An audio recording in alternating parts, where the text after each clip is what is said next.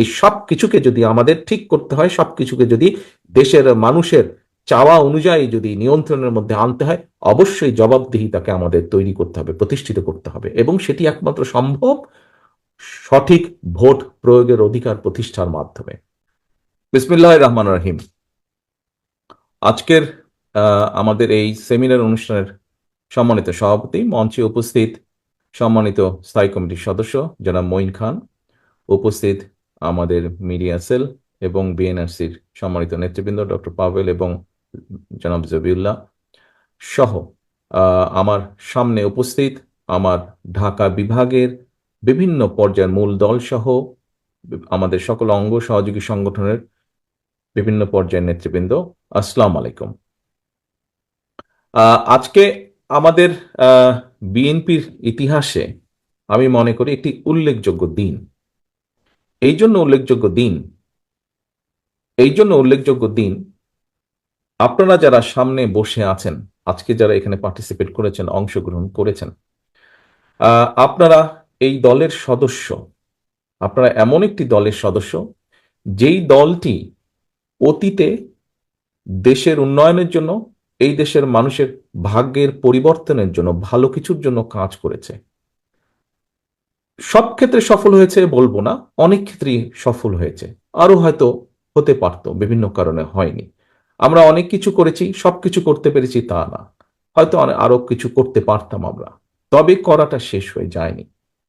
আমরা সকলেই জানি, আমাদের বাইরেও বিভিন্ন নিরপেক্ষ ব্যক্তিরাও বিভিন্ন সময় বলছেন যে ইনশাল্লাহ আল্লাহ রহমতে বাংলাদেশে আগামী দিনে একটি নিরপেক্ষ নির্বাচন হলে আমরা যদি দলকে ঐক্যবদ্ধ, আমাদের নেতাকর্মীদের মধ্যে ঐক্য বজায় রাখতে পারি, আমরা যদি জনগণের চাওয়া অনুযায়ী আমাদের একদম গ্রামের শেষ কর্মীটি থেকে শুরু করে কেন্দ্র পর্যন্ত প্রত্যেকটি নেতা কর্মী আমরা যদি জনগণের চাওয়া অনুযায়ী চলতে পারি, ইনশাল্লাহ আগামী দিনে বিএনপি সরকার গঠন করবে।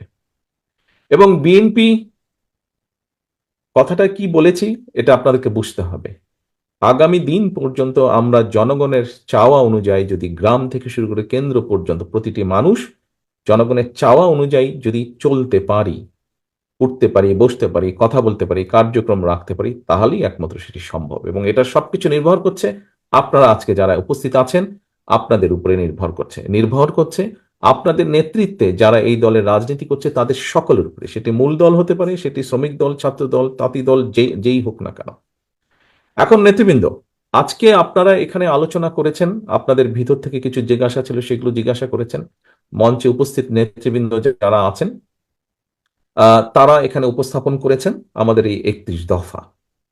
এই 31 দফাটি হচ্ছে অতীতে যেভাবে আমরা 19 দফার আলোকে দেশকে পরিচালনা করেছি, সাথে আরো নতুন কিছু অ্যাড হয়েছে, ঠিক এইভাবেই 31 দফা আমরা দিয়েছি ভবিষ্যতে কিভাবে দেশ ইনশাল্লাহ আমরা পরিচালনা করতে চাই। তবে এখানে একটি বিষয় আছে, এই 31 দফাটি ছিল প্রথমে 27 দফা। পরবর্তীতে বিগত স্বৈরাচার বিরোধী আন্দোলনে আমাদের সাথে যে সকল দলগুলো যোগপথ আন্দোলনে শরিক ছিলেন তাদের সকলের মতামতের ভিত্তিতে 31 দফা গঠিত হয়েছে। অর্থাৎ এটি শুধু বিএনপি না, গণতন্ত্রে বিশ্বাসী বাংলাদেশের যতগুলো দল আছে তাদের সকলের সম্মিলিত দেশ জাতি নিয়ে সম্মিলিত চিন্তার ফসলই হচ্ছে এই 31 দফা। এখন প্রিয় নেতৃবৃন্দ, প্রিয় সহকর্মীবৃন্দ, এই যে আমাদের 31 দফা, এই 31 দফাটি আমাদেরকে কবে আমরা দিয়েছি আপনারা নিশ্চয়ই ইদানিং খেয়াল করছেন। আমরা পত্রপত্রিকা সহ বিভিন্ন মাধ্যমে দেখছি অনেকে অনেক সংস্কারের কথা বলছে, বিভিন্ন এই করতে হবে, এই করতে হবে, সেই করতে হবে, অনেক কিছু বলছে। আমাদের বিএনপির পক্ষ থেকে দেশ জাতি নিয়ে চিন্তা, আমরা 2 বছর আগে যখন কেউ এই নিয়ে চিন্তাও করেন, দেশের এই বিষয়গুলো নিয়ে চিন্তা করেনি, সেই সময় আপনাদের দল বাংলাদেশ জাতীয়তাবাদী দল 27 দফা প্রস্তাবনা দিয়েছিল জাতির সামনে। অর্থাৎ বিএনপি যখন কেউ এই বিষয়ে কথাই বলেনি, চিন্তাই করেনি, সেই সময়ে বিএনপি দেশের সামনে, দেশের মানুষের সামনে 27 দফা, পরবর্তীতে 31 দফা উপস্থাপন করেছে। অর্থাৎ বিএনপির যে চিন্তা দেশকে নিয়ে, দেশের ভালো কিছু নিয়ে, বিএনপির যে চিন্তা দেশের মানুষের ভালো কিছু করার জন্য, এই 31 দফাই হচ্ছে তার সবচেয়ে বড় প্রমাণ। কারণ অনেক আগে আমরা দিয়েছি। এখন হয়তো অনেকেই অনেক কিছু বলতে পারেন, অবশ্যই যারা যেটি বলবেন আমাদের এখানে নিচে লেখাই আছে 31 দফার মধ্যে, যে এবং আমরা বারবার বলেওছি যে 31 দফা যে শুধু 31 দফায় থাকবে, এটি যে চেঞ্জ হবে না তা না। এর ভিতরে যদি ভালো কোনো বিষয়, যদি ভালো কোনো প্রস্তাবনা আসে, অবশ্যই আমরা সেটি গ্রহণ করব। অবশ্যই সেটির আলোকে, সেটি সকলের কাছে গ্রহণযোগ্য হলে, সেটির আলোকে আমরা যদি রাষ্ট্র পরিচালনার দায়িত্বে থাকি, সেটির আলোকে অবশ্যই আমরা দেশের পলিসি গ্রহণ করব। এটি প্রস্তাব সকলের কাছে, সকল মানুষের কাছে। কেউ যদি ভালো কিছু দেন, অবশ্যই আমরা তা গ্রহণ করব। এখন প্রিয় সহকর্মীবৃন্দ, এখানে আমি জয়েন করার পরে আপনাদের সাথে এখান থেকে প্রশ্ন এসছে যে আমরা 31 দফা নিয়ে কতদূর কিভাবে যাব। আমার মনে হয় আপনারা এখানে আজকে যারা উপস্থিত আছেন, আপনারা সকলে পোড় খাওয়া নেতৃবৃন্দ। ক্যামেরার পেছনে যে আছেন, প্লিজ আমাকে, সামনে যে অডিয়েন্স আছে ওনাদের দিকে ফোকাসিং। G, thank you. এই 31 দফা কিন্তু আমাদেরকে মাঠে নিয়ে যেতে হবে। 31 দফা শুধু আজকে যারা আপনারা আছেন এই ঘরের ভেতরে সীমাবদ্ধ থাকলে চলবে না। এটি মানুষের জন্য, একদম প্রান্তিক লেভেলের মানুষের কথাও কম বেশি এখানে আছে। কাজে এই কথাগুলো প্রান্তিক লেভেলে নিয়ে যেতে হবে। এবং কে নিয়ে যাবে? হ্যাঁ, আজকে আমরা এখানে আলোচনা করেছি, আমি মিডিয়ার ভাইদেরকে দেখতে পাচ্ছি, নিশ্চয়ই ওনারা কিছু কভার করবেন। ওনারা ওনাদের মতন করে জানাবেন যে আমরা কি আলোচনা করেছি, কি উপস্থাপন করেছি। কিন্তু দায়িত্বটা তো আপনাদের প্রত্যেকের, দায়িত্বটা আপনাদের প্রত্যেকের। এখানে সভাপতি হিসেবে একটু আগে বলেছেন, ওনাদের সাথে আমার 2 দিন আগে বৈঠক হয়েছে, কথা হয়েছে, আমরা কর্মসূচি গ্রহণ করেছি, নিশ্চয়ই আপনাদেরকে জানিয়েছেন অথবা জানাবেন। এটি আজকে বিভাগীয় নেতৃবৃন্দের সাথে করেছি আমরা, জেলার নেতৃবৃন্দের সাথে করেছি আমরা, উপজেলারও থানারও নেতৃবৃন্দ এখানে আছেন। কিন্তু আপনাদেরকে আপনারা 5 জন এসছেন এখানে, 3 জন 4 জন বা 5 জন আপনারা এসছেন, কিন্তু আমাদের তো আরো শত শত হাজার হাজার নেতাকর্মী রয়ে গিয়েছে। তাদেরকে জানাতে হবে, কারণ তাদেরকে যদি আমরা না জানাতে পারি, তাহলে লক্ষ কোটি মানুষকে আমরা জানাতে পারবো না। এক কথায় যদি বলতে হয়, আপনারা এক কথায় যদি বলতে হয় মানুষের সামনে কিভাবে নিয়ে যাবেন, মানুষের কাছে এটিকে কিভাবে আপনারা নিয়ে যাবেন, তাহলে বলতে হবে আমরা জনসভা করে মানুষকে এটি বলবো না, বরং আমরা ছোট ছোট ছোট ছোট উঠান বৈঠক করব, গ্রামে গ্রামে করব, ইউনিয়নে ইউনিয়নে করব, ছোট ছোট উঠান বৈঠক। এক কথায় যদি বলতে হয়, আপনাদেরকে সেই প্রস্তুতি নিতে হবে। আপনাদেরকে উঠান বৈঠক বলতে যেই কালচারটি আমাদের রাজনীতিতে আছে, আমাদের দলের নেতাকর্মীরা বিভিন্ন পর্যায়ে বিভিন্ন সময় করে থাকেন, সেই উঠান বৈঠকের প্রস্তুতি নিতে হবে। মূল দলের নেতৃত্বে অঙ্গ সহযোগী সংগঠন সকলে মিলে ভাগ হয়ে টিম টিম করে আপনাদেরকে যেতে হবে। এখানে একটু আগে একটি কার্টুনের মধ্যে করে সকল জেলার নেতৃবৃন্দের কাছে সিম্বলিক ভাবে উপস্থাপন করা, গিফট আকারে দেওয়া হয়েছে কার্টুন। সেখানে আমরা কেন্দ্র থেকে লিফলেট এবং ছোট বইগুলো সেখানে দিয়েছি। তবে এটি যথেষ্ট নয়। আপনাদের কাছে আমার অনুরোধ থাকবে, বিভাগীয় নেতৃবৃন্দ, জেলার নেতৃবৃন্দ, উপজেলার নেতৃবৃন্দ, পৌরসভার নেতৃবৃন্দ, আপনাদের কাছে আমার অনুরোধ থাকবে যে আপনাদেরকে আমরা কিছুটা দিব, সবটা আমরা দিতে পারবো না, আপনাদেরকেও কিছুটা কন্ট্রিবিউট করতে হবে। আরো যেগুলো লাগবে দয়া করে আপনারা সেগুলো প্রিন্ট করে নেবেন। তবে প্রিন্ট করতে গেলে স্বাভাবিক কিছু ভুল হতে পারে, ভুলটি যাতে না হয় সেই জন্য আমরা বিভাগীয় নেতৃবৃন্দের কাছে আমরা ওটা সফট কপিটা দিয়ে দেবো, যাতে সহজেই কোনো ভুল ত্রুটি ছাড়াই আপনারা প্রেস থেকে ওটা প্রিন্ট করে নিতে পারবেন। এখন প্রিয় সহকর্মী বৃন্দ, এখানে অনেকগুলো প্রশ্ন এসছে। আপার হাউসে যারা আছে, খুব সম্ভব ওখান থেকে আমাদের তিতুমির কলেজের বোধহয় একজন ছাত্র, সে তার একটা কথা বলেছিল, তার কথার সাথে কম বেশি কিছুটা আমি একমত। 2 দিন আগে আমরা যখন ফর্মালি রিলঞ্চ করেছিলাম এই 31 দফাটিকে ঢাকার একটি হোটেলে, সেখানে আমি একটি কথা বলেছিলাম। কথাটি ছিল যে জনগণের রাজনৈতিক এবং অর্থনৈতিক মুক্তি যদি না হয়, জনগণের রাজনৈতিক এবং অর্থনৈতিক মুক্তি দুটোই দরকার, তাহলে যেই সংস্কারই করি, যাই করি আমরা, কোনোটিই কাজে লাগবে না। অর্থাৎ রাজনৈতিক মুক্তি কি? রাজনীতির ভাষায় যদি রাজনৈতিক মুক্তি বলি, তাহলে হচ্ছে অ্যাকাউন্টেবিলিটি বা জবাবদিহিতা তৈরি করতে হবে। যার যা ইচ্ছা করে চলে যাবে সেটি করা যাবে না। সেটা যেই হোক, সরকার হোক, বিরোধী দল হোক, যে কোনো রাজনৈতিক দল হোক, রাজনৈতিক কর্মী হোক, উপজেলার চেয়ারম্যান হোক, পৌরসভার চেয়ারম্যান হোক, কাউন্সিলর হোক, মেম্বার হোক, যেই হোক না কেন, প্রত্যেকের একটি জবাবদিহিতা থাকতে হবে জনগণের কাছে।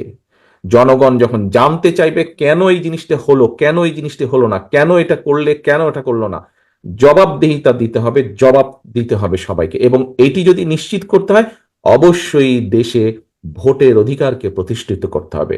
পৃথিবীর যে কোনো গণতান্ত্রিক দেশে, যে কোনো গণতান্ত্রিক সভ্য দেশে ভোটের মাধ্যমেই জবাবদিহিতা তৈরি হয়। কাজেই প্রিয় সহকর্মীবৃন্দ, যেই লড়াই আমরা জনগণের কথা বলার অধিকার, জনগণের রাজনৈতিক অধিকার অর্থাৎ ভোট প্রদানের অধিকার, যার জন্য আমাদের হাজারো সহকর্মী গুম হয়েছে, খুন হয়েছে। আপনারা লক্ষ লক্ষ নেতাকর্মী, আমাদের 60 লক্ষের মতো নেতাকর্মী মিথ্যে মামলার শিকার যারা হয়েছেন, আমরা যে কারণে যুদ্ধ করছি এই দেশের মানুষের ভোটের অধিকার, কথা বলার অধিকার প্রতিষ্ঠা করার জন্য। কাজে আমাদেরকে যে কোনো মূল্যে এই অধিকার প্রতিষ্ঠিত করতে হবে জনগণকে সচেতন করার মাধ্যমে। প্রায় আমরা একটি কথা বলছি, ষড়যন্ত্র থেমে যায়নি।